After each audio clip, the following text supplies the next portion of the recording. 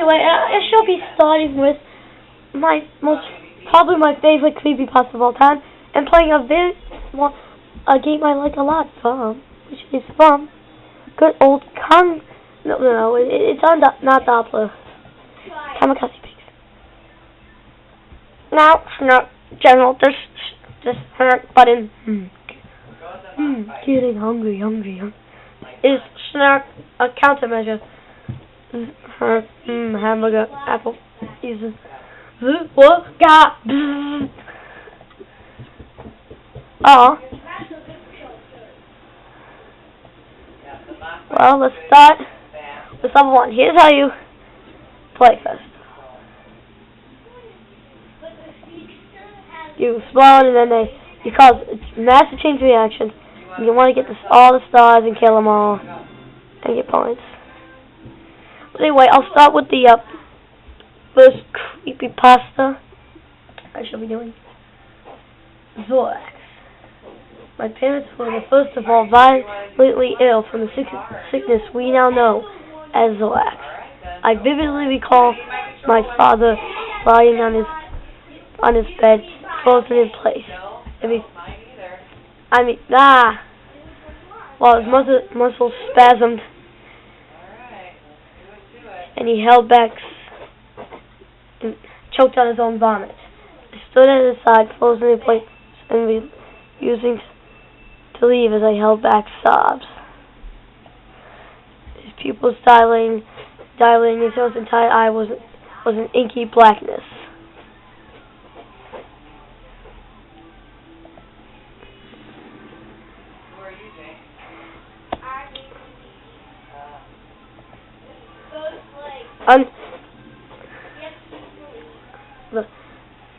Turning his head towards me, he tried to speak, turning his head toward me, but opening his mouth, but only brought forth another torrent of vomit. I remember saying something, but that detail is lost on me now. I remember staring into his glazed eyes as his shuddering became less pronounced, and he was suddenly very still. I lied unaware and ran into my room, unprepared and unwilling to face the truth. My mother was the first to pass, then my older brother, who had just turned 17, and then finally, my father. I had not considered that I could have caught the disease myself, if it were in fact contagious. I just thought myself lucky, though tragically lucky at that. I fell asleep in the corner, huddled in the blanket that previously kept my mother warm. The perfume made the putrid aroma somewhat tolerable. Perhaps just enough so that I could drift off. I remember a persistent banging next, and a series of muffled inquiries from the opposite side of my locked door. They were shouting for survivors, looking fervently for anyone who was still alive despite the breakout. The faces were obscure. I rushed to the door and knocked it to face what I would come to identify as the day crew. The faces were obscured by large gas masks fitted with some sort of capsule on either side of their cheeks. Their breathing was slow and monitored.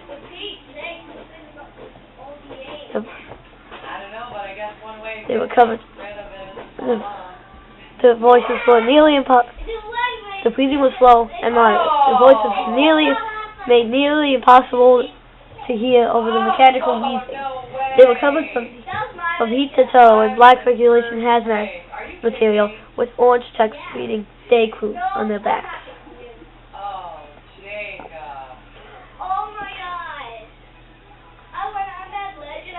Oh, this is a boss fight. You want to destroy it. But as you see, I sucked. I saw exterior. Anyway, they ordered me out into the main hall. They ordered me out into the main hall where I managed to catch sight of 14 other children my age being told directions and filed into a lineup. Once the entire group had had been examined, we began our trek out into the streets, which was a vision of chaos and destruction. We had heard the noise of looting and desperation from our homes, but we hadn't ventured off into the outside world for weeks of fear of catching the sickness ourselves. There were even more day crews that were burning bodies that had fallen to the streets, trying to purge the earth while trying to keep away from the resulting fumes. We were silently ushered into the back of a large truck that took us to the south, away from the cities and suburbs. Blah, blah, blah, blah.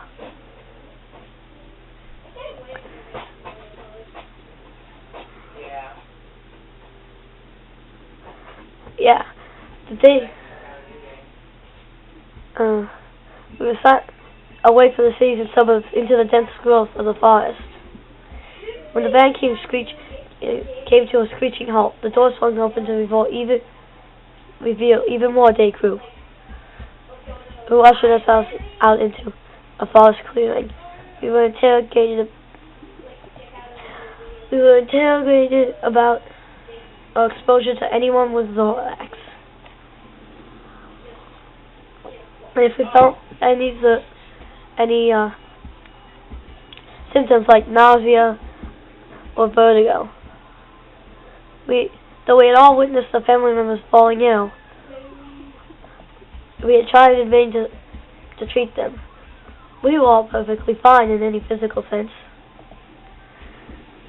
The day crew initially told us that they were perplexed about our immunity to the sickness, as anyone who came in contact with it was sure to fall ill just hours later. So it was a shock to see some of us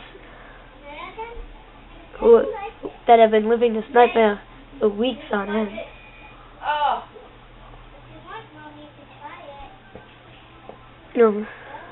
Yes. As they administered more tests and asked more questions, however, we were told that the immunity was tied to a hormone cell that the disease was using to compromise the immune system. Since we were all too young to have properly developed it, the disease was unable to make us fall ill.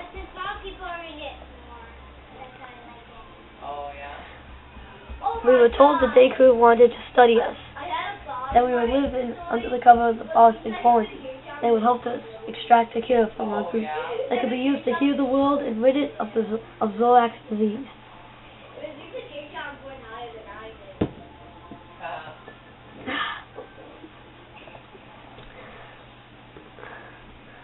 They tried their best to sound positive.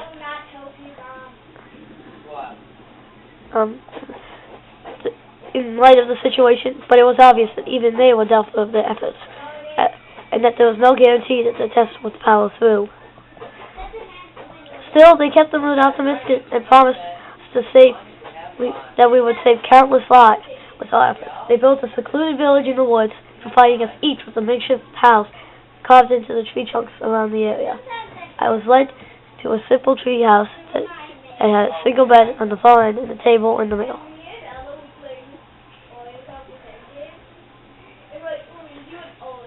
We were told that first thing in the morning we would be getting our blood taken, so we weren't allowed to eat anything until then. I was fine with that, as I didn't get much sleep. The forest was chirping with crickets, the muffled bickering of the night crew. The night crew kept me up until the early hours. We were woken the next day and filed into a single line to have blood drawn.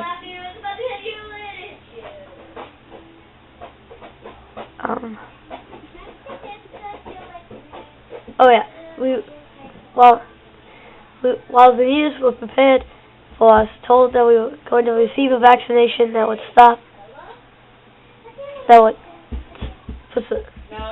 puberty,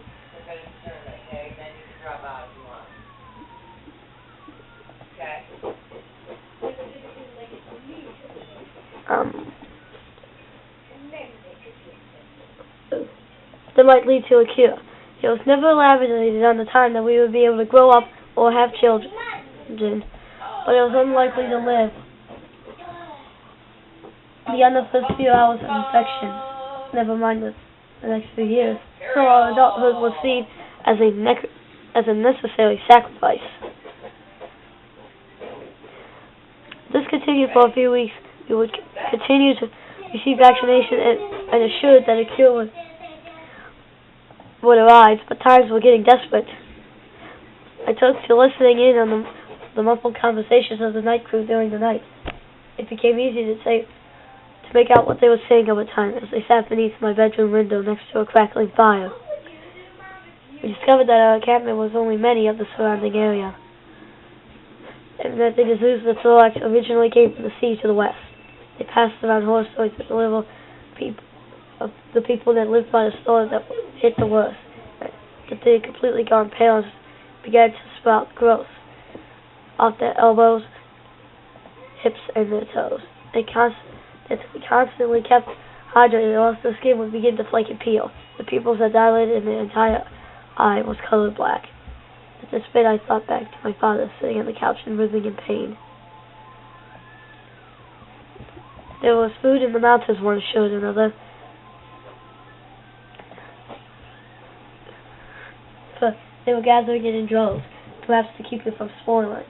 My mother spoke up revealing that they had managed and expecting women who weren't exposed to zorax, and that they were being kept in the mountain to burst the away from the sickness. The topic came back to the present situation, and they began to discuss our encampment. We thought small promising words were being worked on fast enough.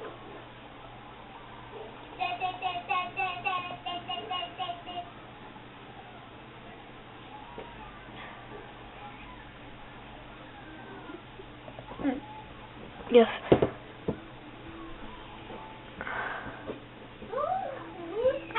There were accusations acclaimed.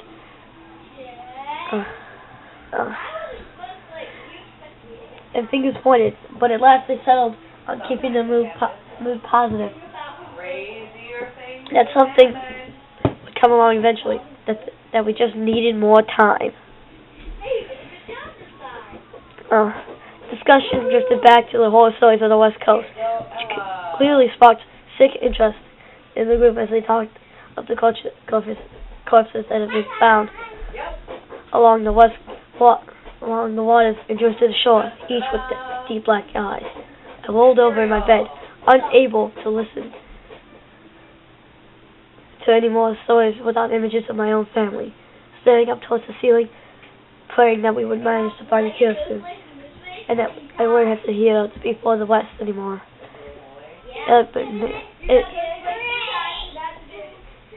It had been nearly a month of testing when something went wrong. After a few short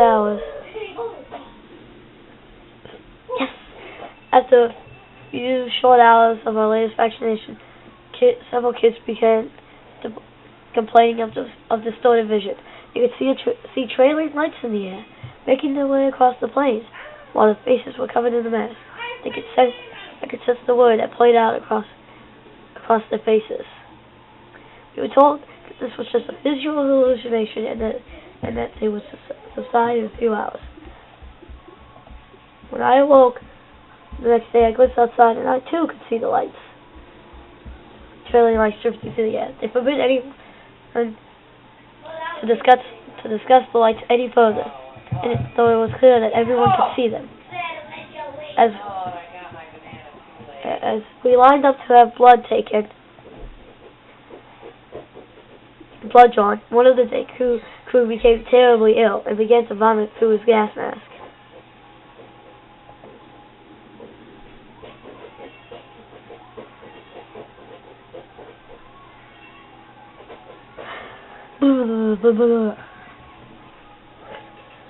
In a frenzied panic, we were ordered back into our homes as they led the sick member away into the woods. We were told to come out and organize ourselves into alliance with decontamination. After covering everyone in a chalk-like substance, they began to scrub away at it with some foul-smelling liquid that we were assured safe to deal with once more. This successfully became part of a daily regimen, and that's how we started calling them the scrubs, rather than their official titles. We were disillusioned, and it was obvious that they were as well.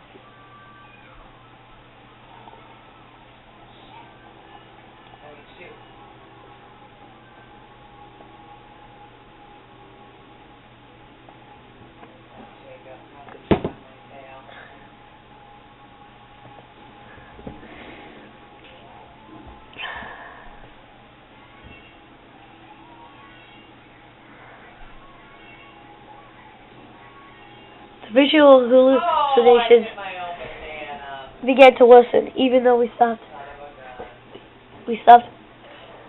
taking vaccinations long ago. Some kids began to find imaginary creatures in the air, speaking to the shadows of light.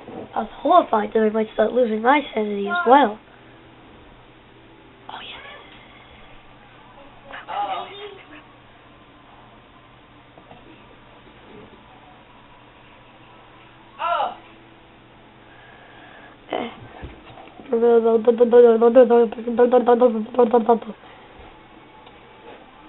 I didn't want to eavesdrop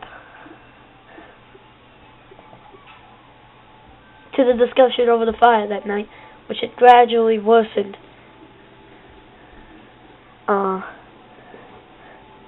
with each passing week. With a trailing desperation in their voices, the night crew began to exchange information about the other areas. The food in the mountain had been contaminated, and rumors began to surface that all the births had resulted in defects, with each child being of a healthy birth weight and their eyes far apart. They would likely succumb to the disease and perish as well, it was decided. The cure that had been tested on the zorax ridden patients had shown any signs of preventing the sickness, but rather simply slowed the progress of the sickness that had claimed lives in days rather than hours.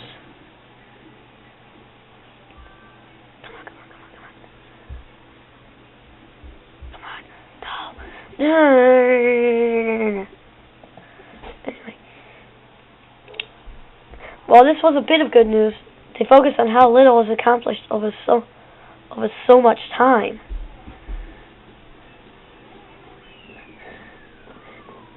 And how anyone with the sickness couldn't be kept stringing along, but rather destroyed, as they couldn't contaminate anyone else. There was a coldness in their voice. I rolled over my bed to watch the lights play across my vision, dancing across my eyes until I fell asleep. The scrubs were gone the next day, leaving us as their failed experiment behind. The other children seemed unaware of this and decided to continue befriending imaginary creatures.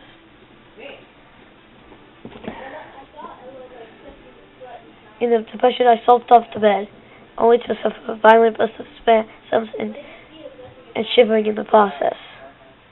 Are you still racing, Ella, or are you out? I drifted in and out of sleep that night, having one recurring nightmare after another. When I awoke, I heard something pass through my doorway, something that couldn't possibly be there. Rolling over, I reluctantly looked up into the air to see a trailing ball of light float around my house before descending to my bed. Hello, Link. Wake up. The great Deku Tree has summoned you. The end. You two against me? Oh my God! This is not my first time hearing this pasta, but we're reading it. But oh my God! That one was good. And my brother didn't really like it. He stopped at the beginning, but I think he does like it now. But yeah, it's such an awesome creepypasta. It's one of my favorites. And I want you guys to check it out on the Creepypasta Wiki. But yes, and it's got all those little clues. Like the pupils, the whole people on the West Coast turning into Zoras, the big heavyweight babies that go on, and then all the kids that grow up, the tree houses, the scrubs, and it all started ended with that phrase. One of the first phrases of our creative time.